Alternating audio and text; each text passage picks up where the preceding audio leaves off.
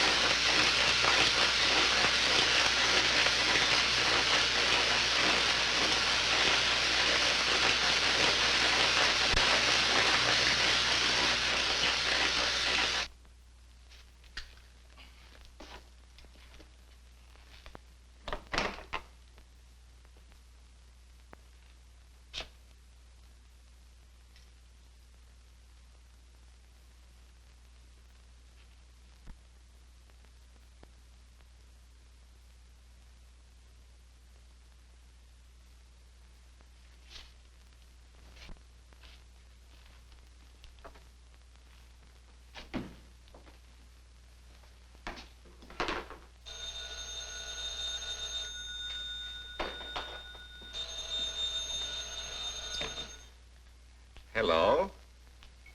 This is Dr. Carruthers speaking. Yeah, this is Heath. Henry Morton and I are having a little get-together at my home tonight. We want you to come. Why, that's nice of you, and I appreciate it. But I'm very busy working on a formula for a new shaving lotion.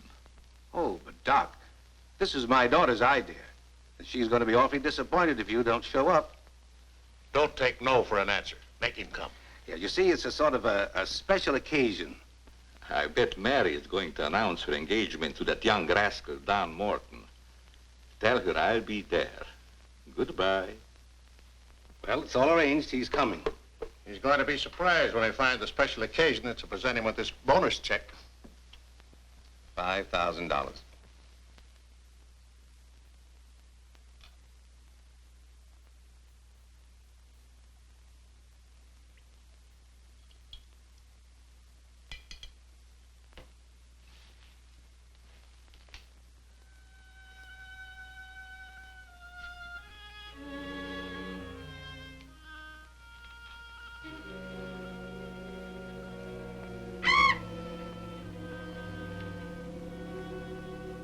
Good. You have not forgotten. You hate this strange oriental fragrance, even while you sleep. Just as you did before I made you big and strong. Now, if you detect the fragrance in the night, when you're fully awake, you will strike.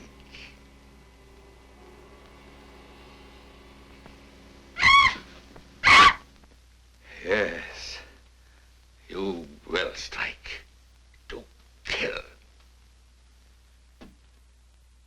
Well, Doc's late. Wonder if he's been called out on a case.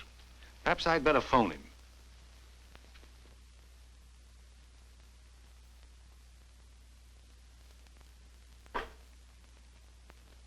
Now remember, Roy, Tommy, you're not to mention anything about this bonus for the Doc until after your father has presented it. Have you warned those two lovebirds over there? Perhaps I'd better. I want to caution both of you. Not to say a word about the check.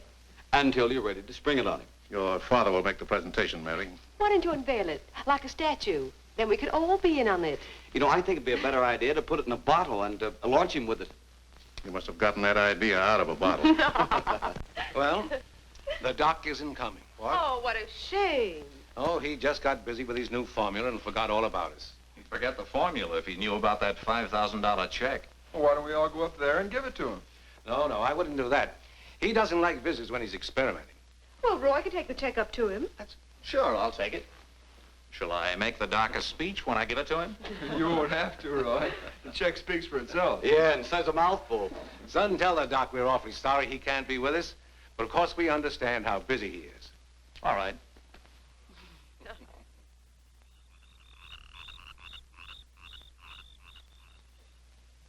Just a minute, Roy, and I'll be with you.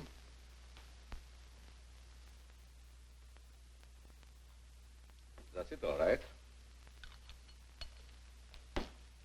Now, what can I do for you? We were all sorry you couldn't be there tonight. Yes, but you see, I'm busy. Something important, very important. Yes, of course. Mr. Morton and Dad had planned a little surprise for you. A surprise? It's in here. Well, let's see what it is. $5,000. What's this for? Just a little token of the firm's appreciation. Oh, I see. A bonus. Well, it's awfully nice of you, Father and Mr. Morton. I will thank them personally tomorrow. I'll tell them, Doctor. Well, aren't you curious about my new formula? Yes, of course, only I didn't want to be inquisitive. What is it? A new shaving lotion. Smell it. Pretty strong, isn't it? No. The scent evaporates a short time after you've used it. Try a few drops. Now rub it on the tender part of your neck. Here.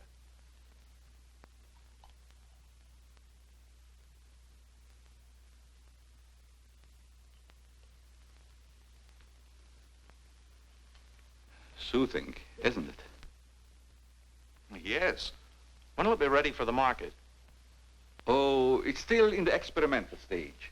I want to try it out on several people first and see if it works. Well, if you'd like to send me a bottle, I'll be glad to try it for you. Thanks. Good night, Doctor. Goodbye, Roy.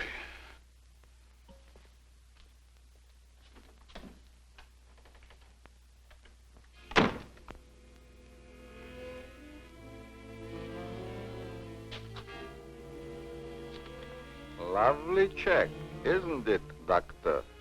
They are wealthy because of you. You made them rich, Doctor. It was your formula. Tonight they gave you $5,000 and wanted you to come down to their house and thank them for it. That was your money they gave you, like a bone tossed to a faithful dog.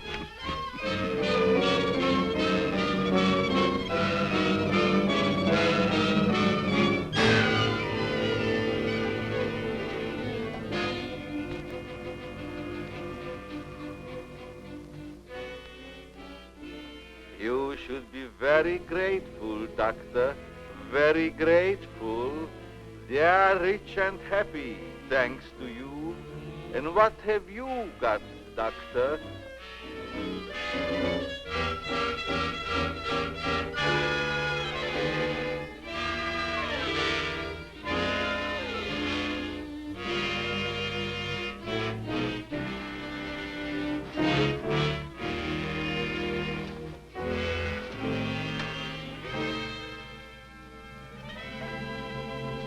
Tonight you have work to do.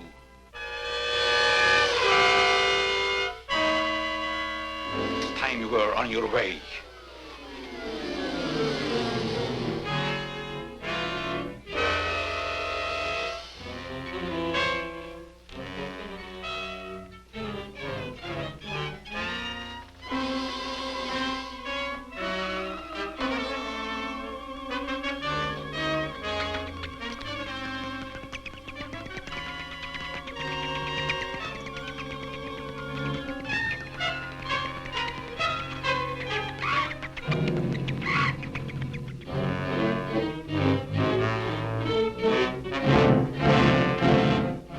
Tonight's a good time while our families are here to announce our engagement. Look, Don, I've loved you a long time, ever since we were kids. But I'm afraid it's been more like a sister. Well, I had no idea you felt that way.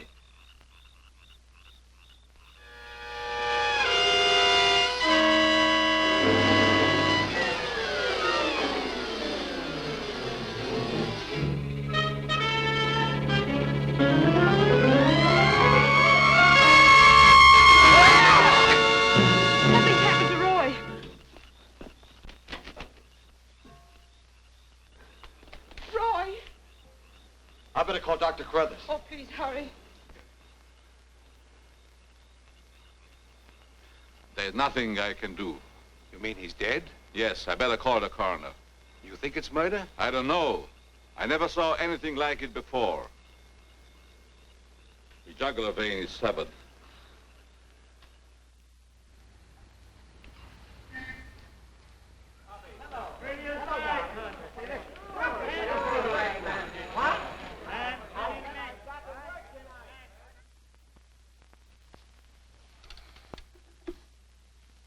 Send Johnny Layton in here.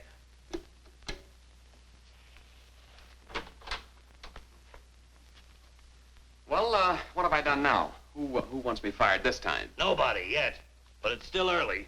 This came in from Heathville. It's a mystery killing. Old Martin Heath's son. Who's Martin Heath? Who's Martin Heath? Say, have you ever had a date with a girl? A girl? Oh, yes, a girl. I believe I did take a girl out once. Well, did she smell sweet? Of course she smells sweet. Most girls do. Well, that's because of Martin Heath Cosmetics Limited.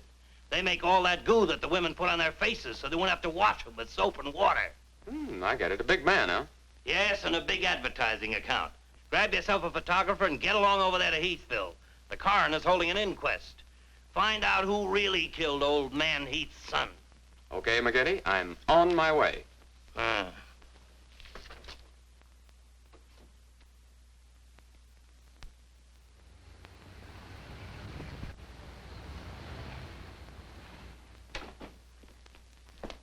Chief Wilkins? Yeah? I'm Johnny Layton of the Chicago Register. Glad to see you. And this is my cameraman, One Shot McGuire. Hi, Chief. Howdy. Say, we're down here to cover that Heath murder, but we didn't get much information at the coroner's inquest. I thought maybe you might be able to help us. Well, I'm always glad to cooperate with the newspapers, providing they cooperate with me. That's the policy of our paper. Well, to tell you the truth, I haven't got very far with this thing myself.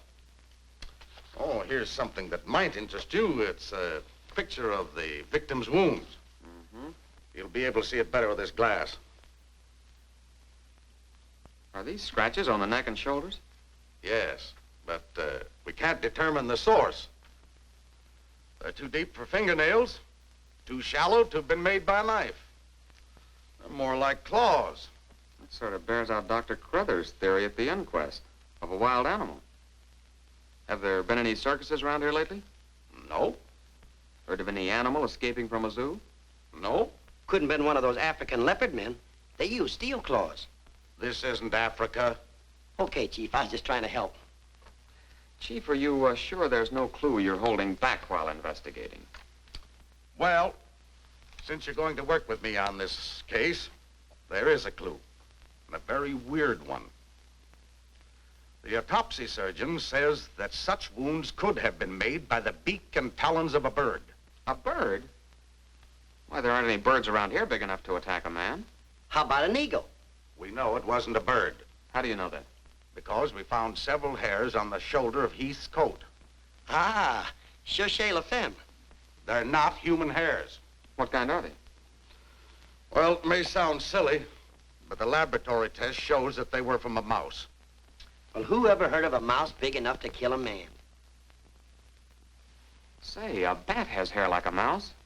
Well, the only bats around here are no bigger than sparrows. There was a peculiar odor about the wounds, but they were so faint and elusive that the police chemists have been unable to identify it. Then it does give us something to work on. Well, if the scent was a clue, it's been destroyed by evaporation. Say, Chief, do you mind if I do a little sleuthing around on my own account? Certainly not. Go ahead. If I can help you any, why... You can. Miss Heath seems to be the nearest to an eyewitness of the crime. I'd like to have a talk with her. Can you arrange it? I think I can. Well, Dr. Carruthers refused to let her speak to us. We tried that this morning at the inquest. Well, don't you worry about Dr. Carruthers. He's one of the finest men in Heathville. He just thought you'd add to Mary's grief so you could get sensational newspaper stories. I'll arrange an interview. Thanks, Chief. I'll keep in touch with you. All right. 48J. Miss Heath, did your brother have any enemies that you know of? Why, no. Everybody in the village liked Roy. Mm-hmm. Well, what did he do at the factory? He had charge of the experimental department where the new products are developed. Oh, here comes Dr. Carruthers. Hello, Doctor. Hello, Mary. I took a shortcut from my laboratory through a garden hedge. You met Dr. Carruthers at the inquest this morning. Yes. Mr. Layton, I hope you'll forgive me if I seemed a little abrupt. But I'm fond of Mary. And considering the ordeal she already went through, I wanted to protect her from dwelling too much on the tragedy. Of course. You were quite right. We're working on the case with the police now. Yes, I understand. Chief Wilkins phoned me. And if I can be of any assistance, just call on me. Thanks. Won't you sit down?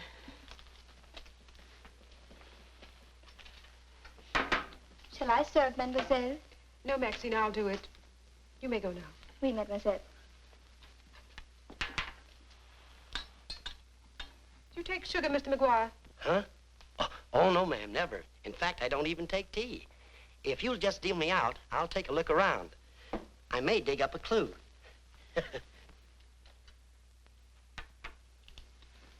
What do you think of Dr. Carruthers' theory about a wild animal, Mr. Layton? Well, frankly, I don't think much of it. I can't say that I blame you. But I, as a scientist, take many things into consideration a layman might overlook. For instance? The jagged nature of the wound, the rapidity with which the murderer escaped, the scratches from talons or claws. But when an animal attacks a human, there's bound to be a lot of noise. You heard Miss Heath testify there was no sound of a struggle. No. Only those awful screams. It's very puzzling. Very mystifying. Doctor, when you last saw Roy, did he seem worried or nervous or moody? No, not at all. On the contrary. He was in the best of spirits.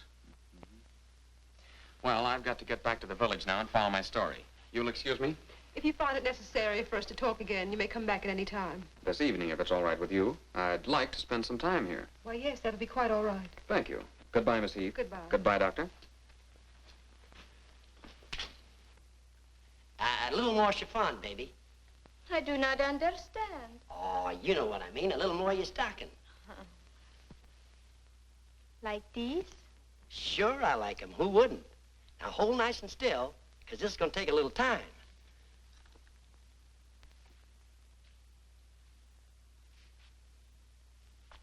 Well, if you're going to shoot, shoot. Right away, Johnny. I was just trying to get the focus. Mm-hmm. I got it. And not bad, either. I'll be back in a minute, Frenchie. And don't worry none about those werewolves, because nothing's going to harm you while I'm around here. You make Maxine feel so calm. My big, brave journalist.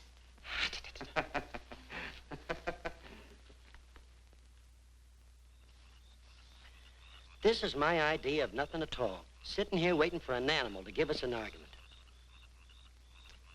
Look at that moon. And I had a date with Frenchie. Oh, stop crabbing. We're supposed to solve a murder. You, Big, brave journalist. This is the first time I've ever been invited anywhere and asked not to shave until after I get there. I wanted to observe your exact reaction when you tried the lotion. Oh, now I understand. I want this lotion to be perfect before turning it over to you to be marketed. Here. It's a little strong. That'll make the customers think they're getting their money's worth. Oh, that feels great. Very soothing. I don't think you ever use anything else. Well, we wouldn't want to market anything we wouldn't use ourselves. That almost smells good enough to be used as a cologne. Oh, what's the matter, Doc? Can't you stand your own lotion? I have a violent dislike for perfumes. Oh, I'm sorry. All right, Tommy. Good night, Doc. Goodbye, Tommy.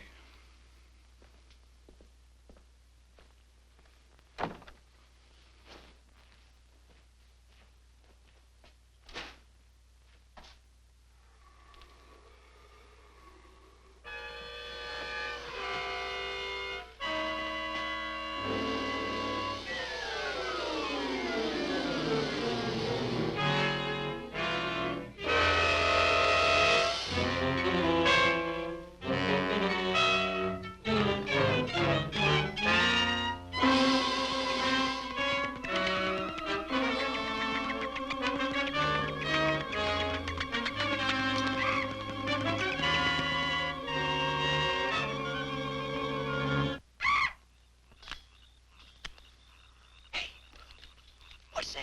Where? Over there, something's moving.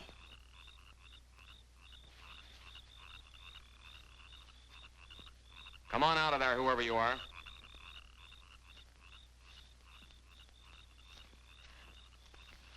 What are you doing out here, Miss Heath? I thought you might want some company. Shall we sit down? You know, you shouldn't be wandering around the garden at night after what's happened. Neither should you. Well, but it's part of my job. Mine, too. Roy was my brother. Be careful, I think it's Tommy. Hello, Tommy. Hello, everybody. Hello, Tommy. darling. What's up, sis? Mr. Layton wanted to stay in the garden for a while, so I joined him. Don't tell me you're waiting for that animal Dr. Carruthers mentioned. So you don't believe it either? I certainly do not. It's ridiculous. But somebody or something killed your brother. And I suppose you're working on the theory that the murderer always returns to the scene of the crime. Perhaps I am. Well, not for me. If you'll take my advice, Mary, you'll leave these gentlemen to their vigil and go to bed. That's what I'm going to do. Good night. Good night, Tommy.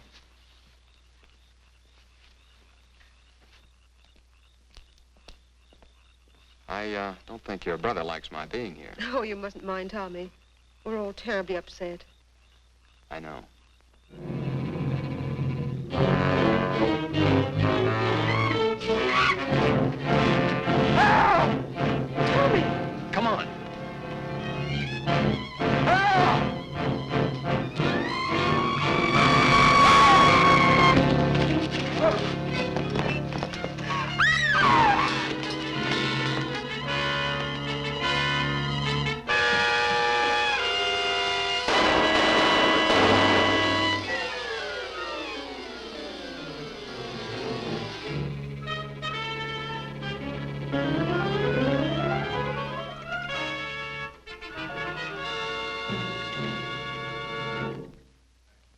But I'm telling you, McGinty, it was a bat. I saw it kill Tommy Heath. Listen, Johnny, I want you and One Shot to come on home or I'll fire both of you. I'm not coming home, and neither is One Shot. I'm keeping him here to get a picture of the devil bat. Say, that'll look great in the headlines. Devil bat strikes again. Listen, don't tell me it had horns. Maybe I better send a wagon with the steel bars and the strong boys with the straitjackets. Look, Joe, have I ever lied to you? Plenty of times. Well, I'm not lying this time. If it ever got out that I cooked up a fake story about a devil bat, I wouldn't be able to get a job on a country weekly. Print the story, Joe. So help me, it's on the level. All right, I'll print it. But I won't believe it. Not till One Shot gets me a picture of that devil bat in action. Don't worry, he'll get it. Goodbye. You, my friend, are going to get a shot of the devil bat in action. Who, me? How? Have you noticed there's a taxidermist shop in the village? Well, you wouldn't suggest that I go out and stuff a bird, would you?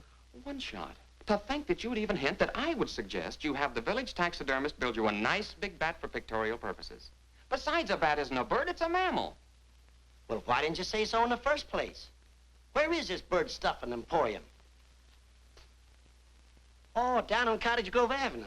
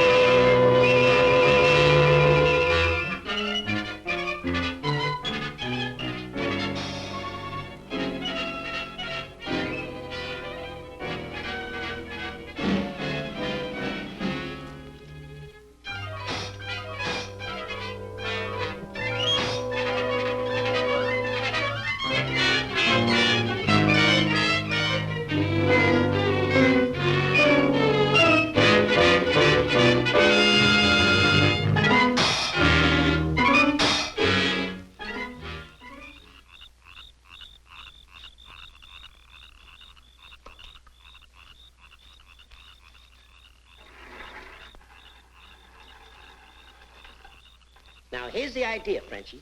You hang on to the bat till I get my camera set up. And when I raise my hand, you give the bat a good shove, and it'll swing out just like it's flying. Then I can get a swell picture from my boss. Get it? Oui. I am wise, no? No. But hang on to the bat until I raise my hand, huh?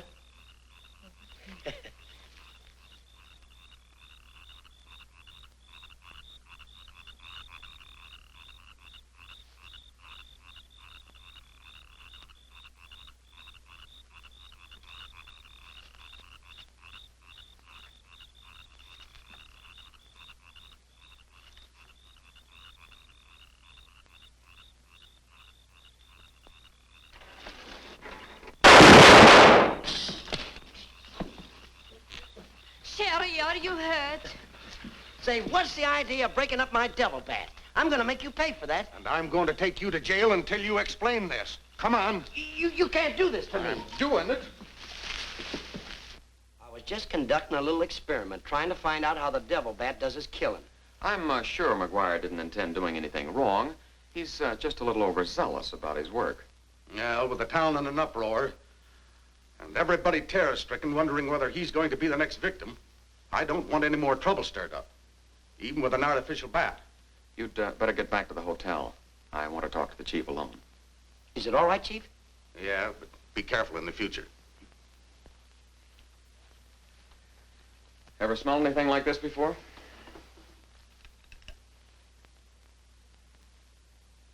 Well, yes. That's the same stuff that's been on every one of the devil bat's victims. Where'd you get it?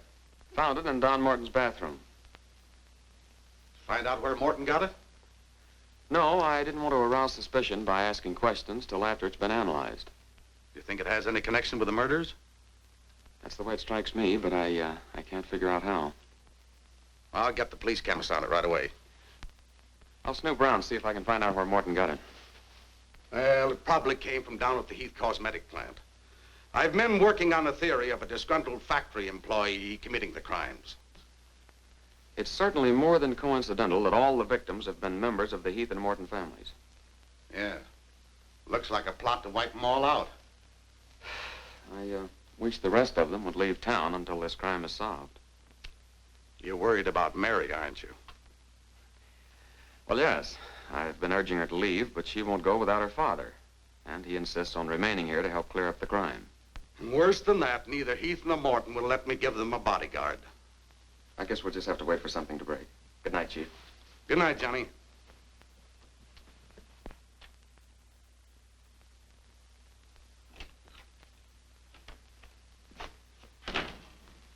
Boy, have I got a picture that'll knock McGinty dead. Meet the double bat. Well, how about that wire? Looks as if the bat's on a flying trapeze. Oh, but I'm not through working on it yet. See, I can touch this picture up so the bat will look like he's got nothing around him but nothing. Okay, Rembrandt. You win.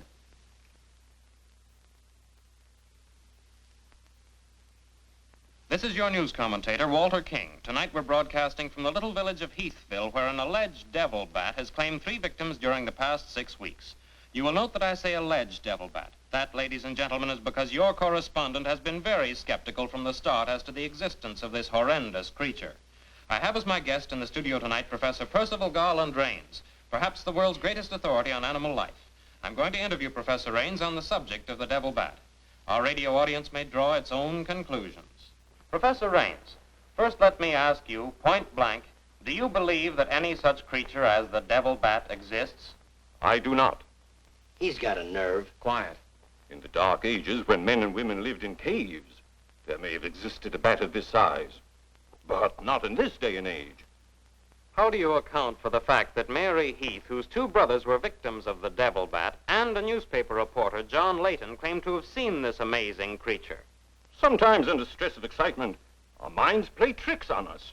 Hey, he's insinuating you saw the little bat that wasn't there. Pipe down. But how about the picture of the devil bat published by Mr. Layton's paper?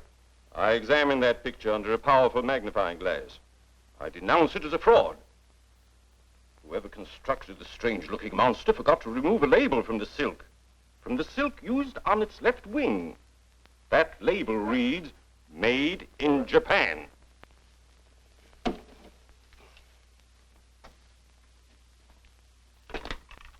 Put through a hurry call to Heathville. I want to talk to Johnny Layton. He's at the Heathville Hotel. One guess who that is. Yeah, McGinty.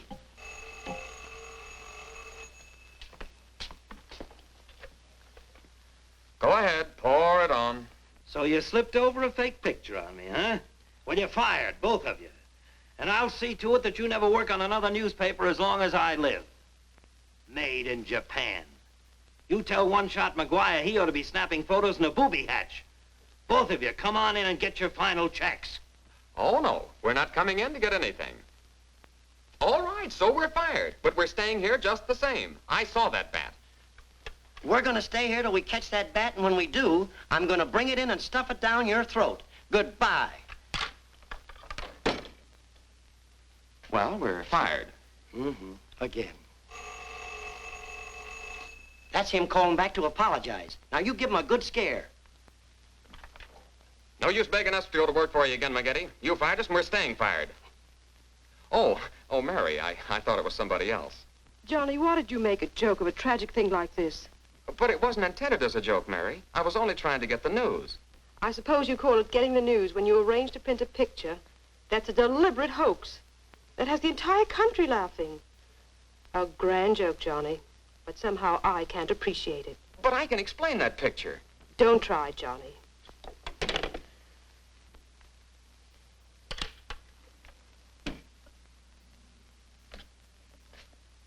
Made in Japan. I ought to skin you alive and nail your hide to a barn door.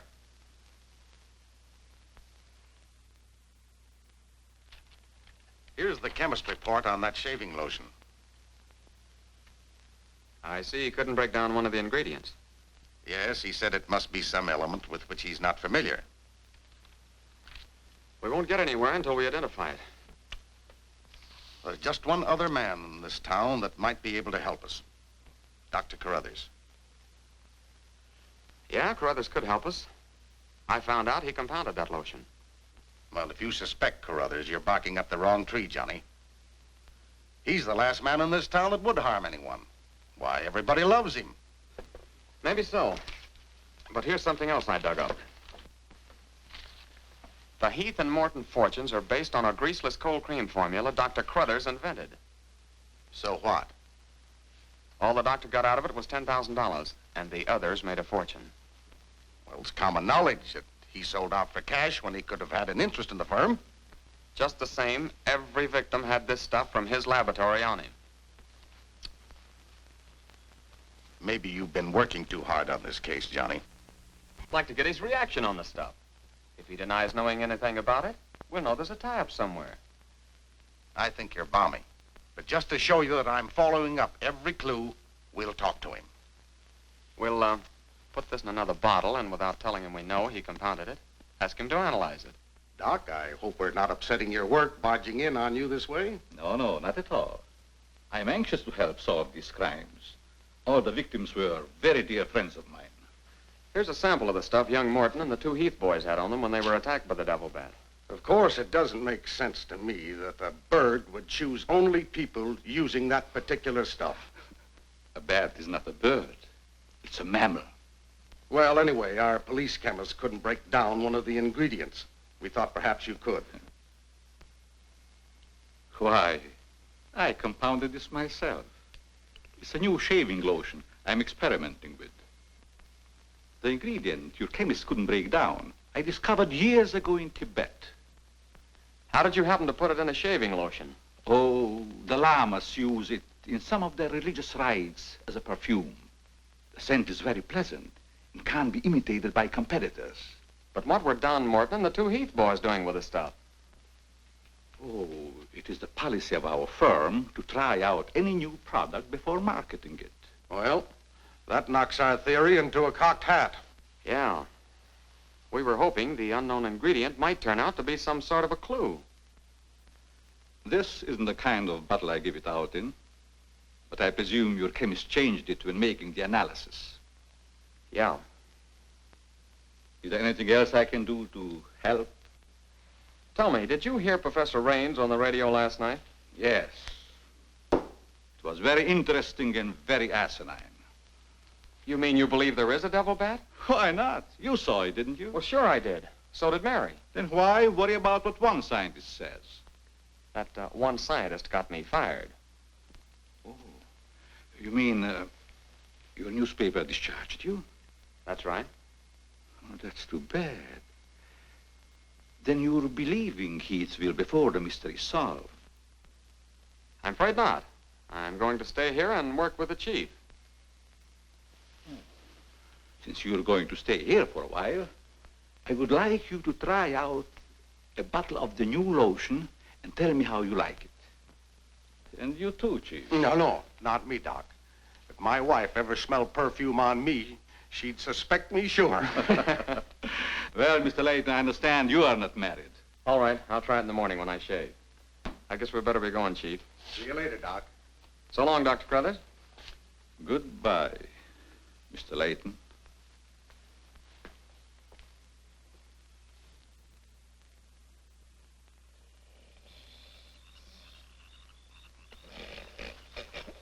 What's the matter? What's the matter? Does that smelly shaving lotion put you to sleep? Well, why'd you tell the doc you're going to use it if you think it's smelly? Oh, I don't know. I guess I was a little ashamed of ever suspecting the old duck. Well, I like it, and I'm going to tell him so. What time is it? After midnight. Midnight? Oh, there ain't no use of waiting around here any longer. This must be the bat's night off.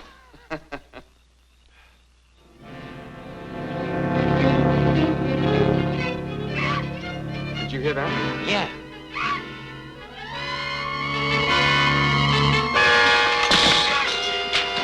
Get that camera ready.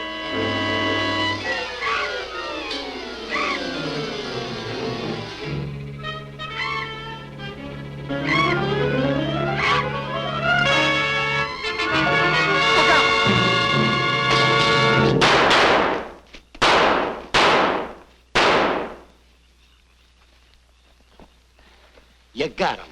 Listen, Johnny, I'm going to cook that bird personally for McGinney, and I'll even stuff it myself.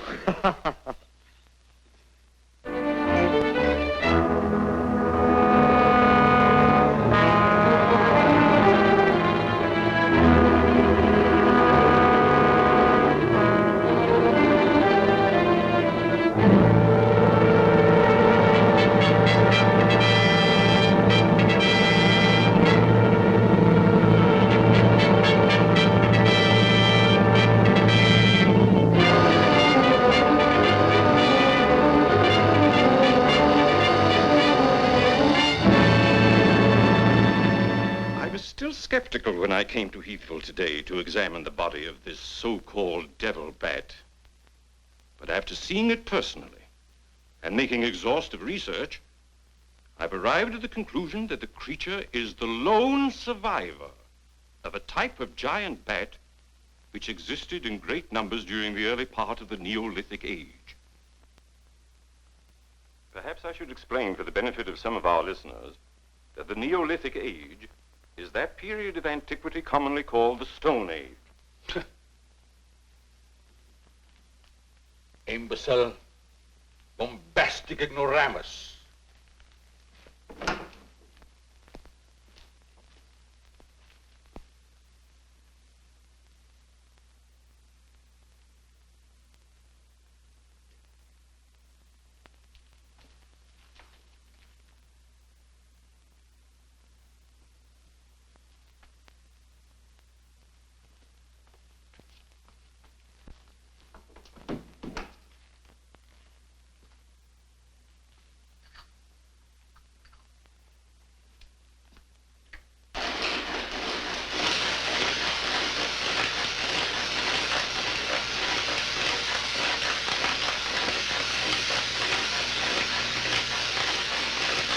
Sorry, McGinty, but One Shot and I are not interested. At your prices.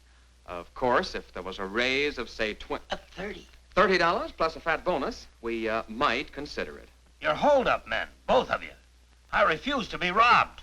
Have it your way, McGinty. Have it your way. But we have the bat's corpus delicti and the exclusive picture. Of course, I've got an eyewitness story that 2 syndicates are bidding for. And don't forget, you gotta pay us for the time we were fired.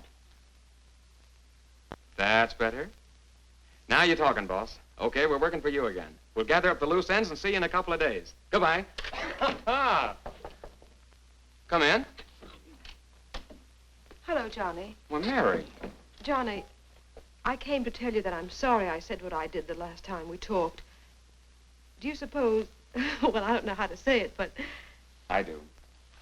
Miss Heath, do you suppose that little French girl would apologize to me if I looked her up? Positive she would.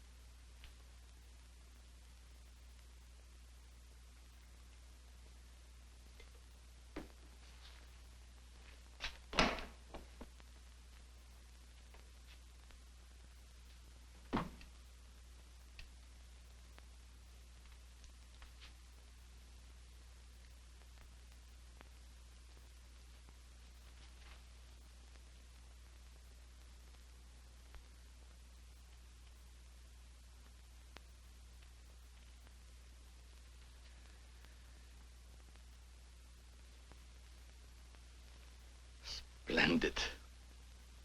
You will be even greater than your unfortunate predecessor.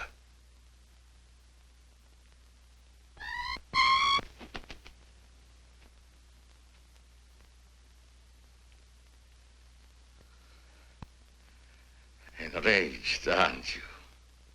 Fine. I'm enraged also. Tonight I shall call on Henry Morton, and you shall strike him down. Henry, the lotion has turned out to be better than I had hoped. I want you to try it. Well, we'll just leave it here, Doc, and I'll try it in the morning after shaving. Smells good, doesn't it? Yes, but isn't it too strong? No, no, no. Evaporation quickly tones it down just to the right scent. Rub a few drops on your face. Well, I'd rather wait until after I shave. Then my skin will be more tender and receptive to a lotion. Just a little here. The texture of the skin there is always very delicate. I give you a few drops in your hand.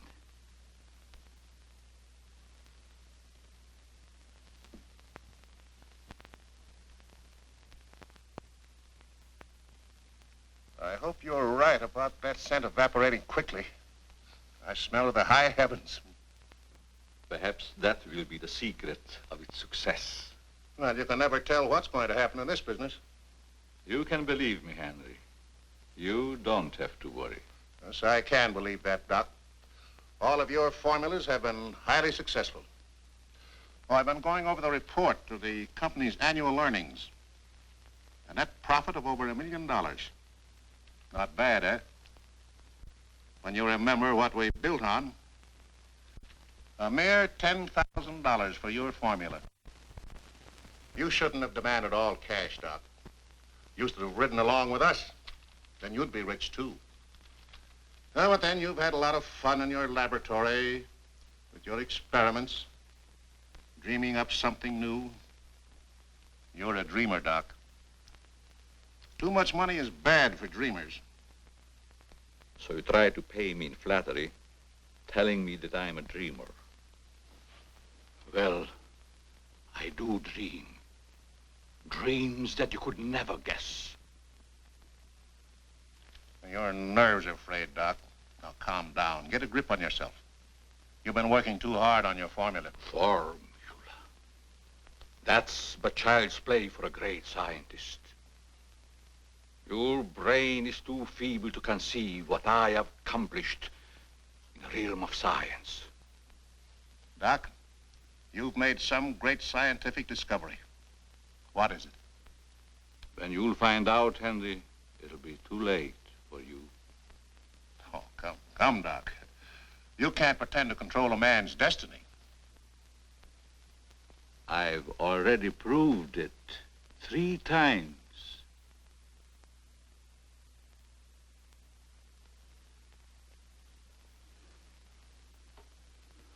I'm sorry. Perhaps you're right, Henry, about my working too hard. I guess I'm a little tired. I better go home and get some rest. Sure. A night's sleep will do you good. Good night, Doc. Goodbye, Henry.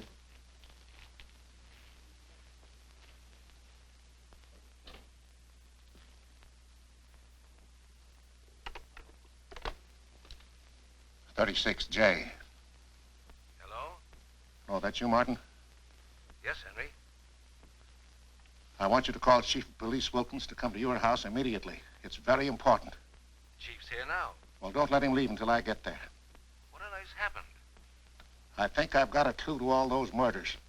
It may peter out, but if half what I suspect is true, it's the most diabolical plot that a madman ever concocted. What is it?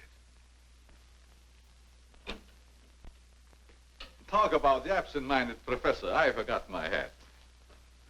Henry, what is it? I'll tell you all about it when I get there. I hope I didn't intrude on a private conversation. No, nothing important.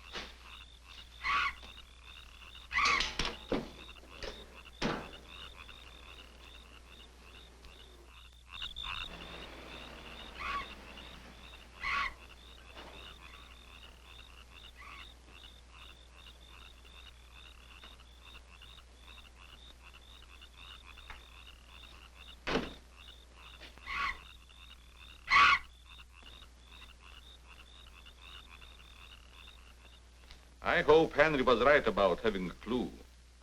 But why didn't he explain more about it when he phoned? When I insisted, he changed his tone as if he'd been interrupted. I was afraid that he might be overheard.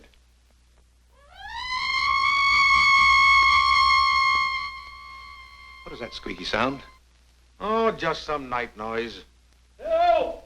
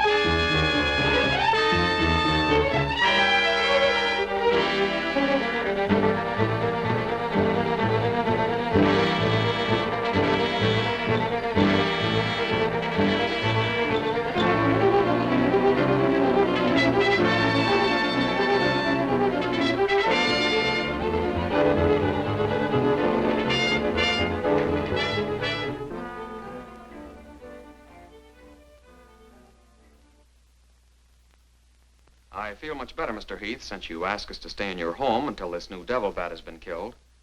I've been worried about Mary. What reason have you to believe that Mary is in danger? Only this. I'm convinced that someone is using the bat to wipe out the entire Heath and Morton families. As a scientist, I assure you, the thought of a human controlling a bat is fantastic. Just the same, no villager's been killed or even attacked. You're forgetting, aren't you, that Mr. McGuire was attacked. He's not a member of either family. Why, I'm practically a member of this family already. I'm going to marry Miss Heath's maid. Oh, really? Well, boys, I'll have Maxine show you to your rooms. I must be running along home. It's past my bedtime. Good night, gentlemen. Good night, Good Doctor. night, Martin. Good night, Good Doc. night, Doctor. Goodbye, Mary. Come along.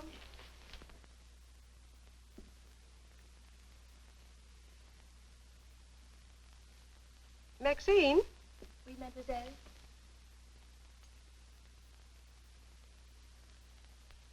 Did you fill my perfume bottles with something new? Oh, no, mademoiselle. I never touch your perfume. It's funny. I don't recognize it.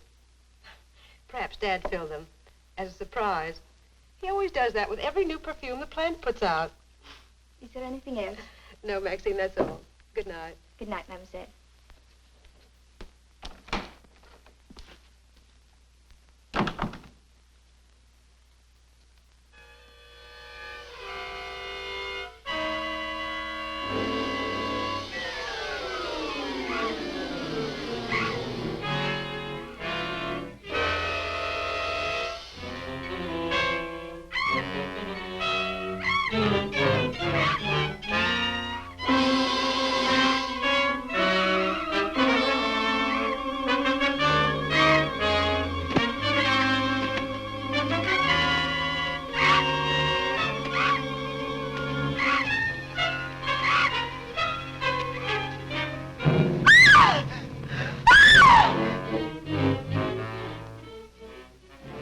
Mary, what happened? It was trying to get in the window. A big bat. Oh, it was awful.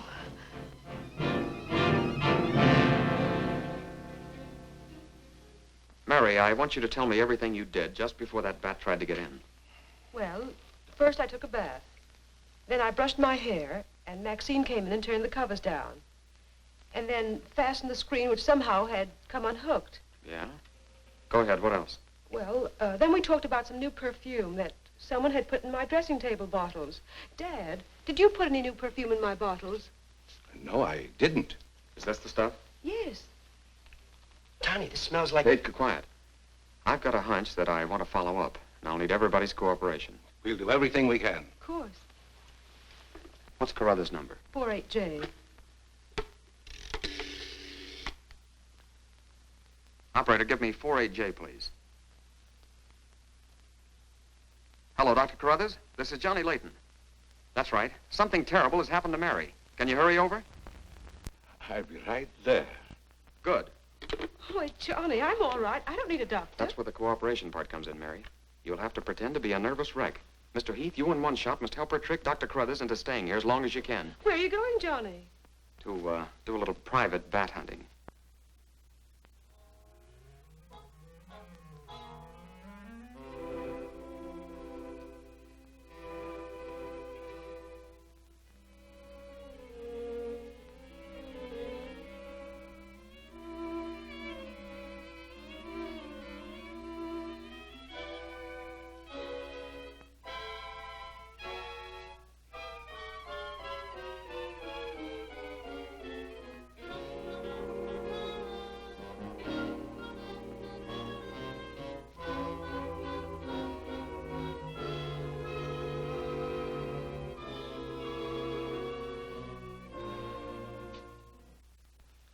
The devil bat tried to get through that window. If she's suffering from fright, I give her a sedative. Where's Mr. Layton? Why, I guess he's out in the garden hunting the devil bat. Layton is a very brave young man. Give Miss Heath one of these every half an hour. Oui, Doctor. It will quieten her nerves. But, Doc, hadn't you better stay until she's quieter? She'll be all right in the morning. Hey, Doc, I don't feel so good myself. Would you mind taking my temperature? You look perfectly well, Mr. McGuire. Well, you ought to see my tongue. It looks just like a squirrel's tail. Look. Try some calomel.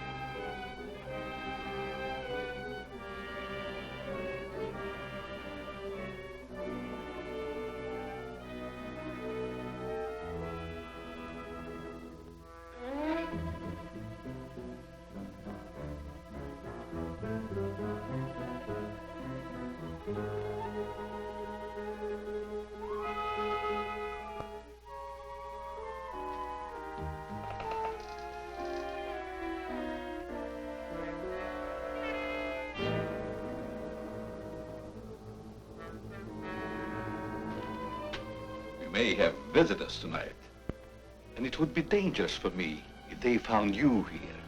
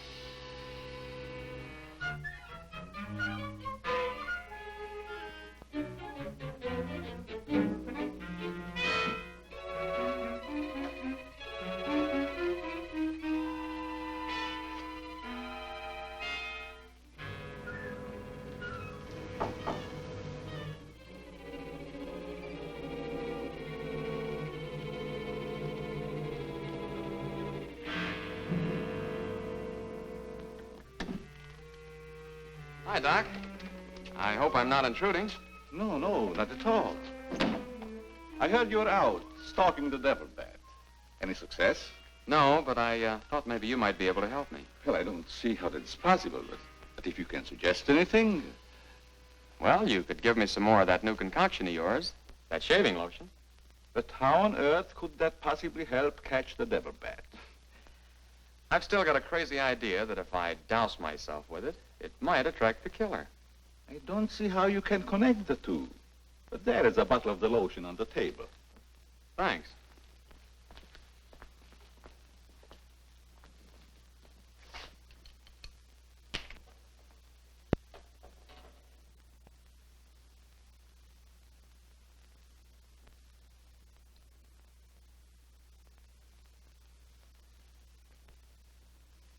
You see, Doc, I figured out something. All four of the murdered people had this lotion on them when the devil bat struck. Now, my plan is to sit in the garden, and when the killer makes one of those power dives, I'll blast him. Layton, I'm afraid all these murders have affected your mind. Maybe you'd like to come along, Doc, and be an eyewitness. I'm sure it would be just a waste of time, but I'd be glad to watch your experiment. Good. I knew I could count on you to help me.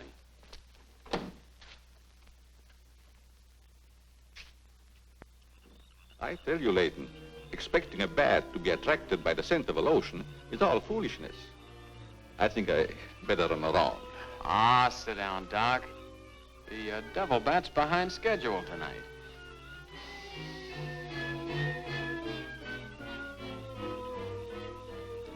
You aren't very chummy tonight. What's the matter? Firearms always make me nervous. Oh, I thought maybe you didn't want to be sitting too close to me. Just in case the devil bat does show up. According to your theory, the killer wouldn't attack me. I haven't any of that lotion on me. You have now, Doc. Why did you do that? To make it a 50-50 proposition, Doc. Now sit down, and don't try any shenanigans.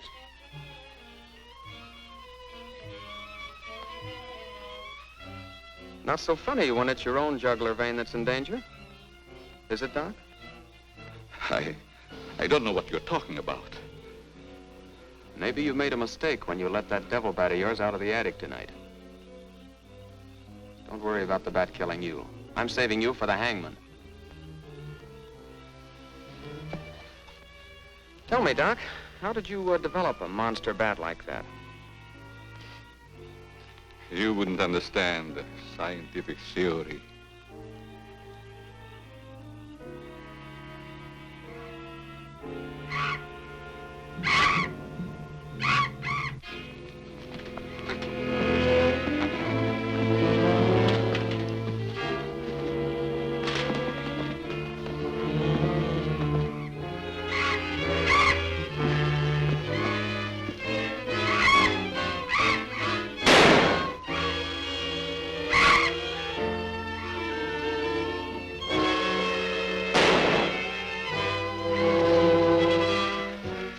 Chief, what are you doing out here? Young fellow, don't think that you're the only man working on this case. And it was lucky I was here, too. Thanks. Did you kill the devil bat? No, he got away. Well, here's one bird that didn't get away, and he's the murderer we've both been looking for. Quick, shoot it!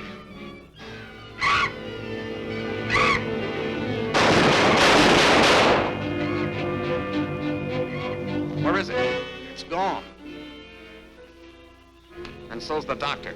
Did you get the bat? What happened? Doc Carruthers is the murderer, and he's hiding somewheres in the garden. You fellas get back to the house and guard Mary. Come on.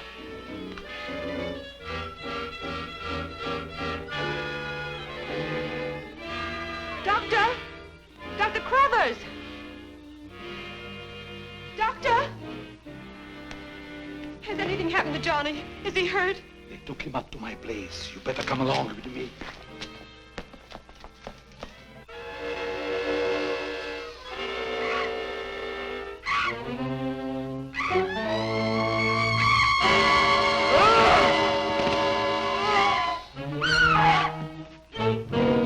That was Mary.